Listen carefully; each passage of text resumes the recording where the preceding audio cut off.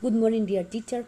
I am going to tell you the initial analysis to The Nightingale and the Rose story by Oscar Wilde. Notice, there was a picture of a young man sitting on the ground.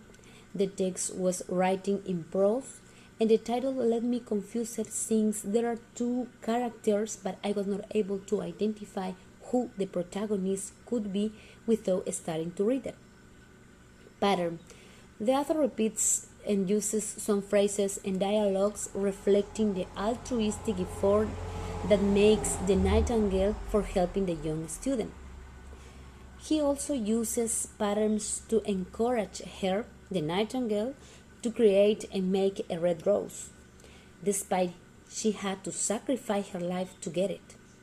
Finally, the author uses the simple past, but he employs the simple present and the future goodwill to emphasize facts that will happen. Regarding the contrast point of this story, the author uses the pronoun she to describe a nightingale, even though she is of the female genre. Similarly, he highlights love as a supreme feeling more valuable than precious emeralds, but he also showed it with a requirement imposed. Film.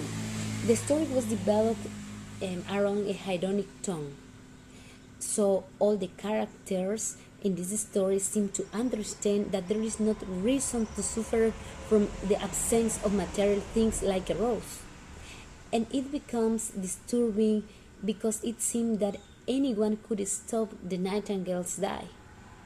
What basically it is about: an unnecessary suicide. The nightingale finished with her life for making a red rose, believing that this sacrifice will give the student love, but it was never close to happening. What would you like to know more about it?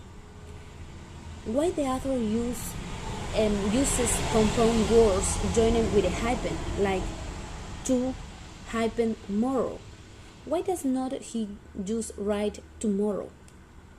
Also, I will classify the story of the Nightingale and the Rose as a fairy tale, since it uses fantasy but also a narrative, romantic text to describe a romantic story with a bitter taste at the end.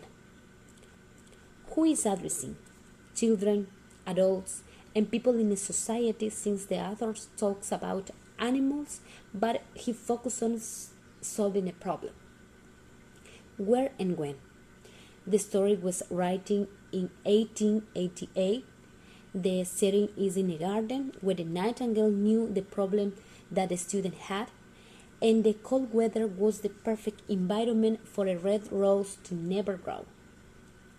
How precisely it is done? The author uses clear and simple language with short grammatical structures. He also makes comparisons, employs a variety of adjectives, and a lot of exclamation marks. Why does it seem have to be writing? To tell us, in my personal opinion, to tell us that money or material things as a rose cannot give us happiness, because we never put our attention to love and only search to accumulate rows and rows and rows. Finally, if the text were changed, the message could not be understood. So this story represents the current society where people search to accumulate material things, thinking that it is the key to being happy, but they continue feeling empty. Thank you so much.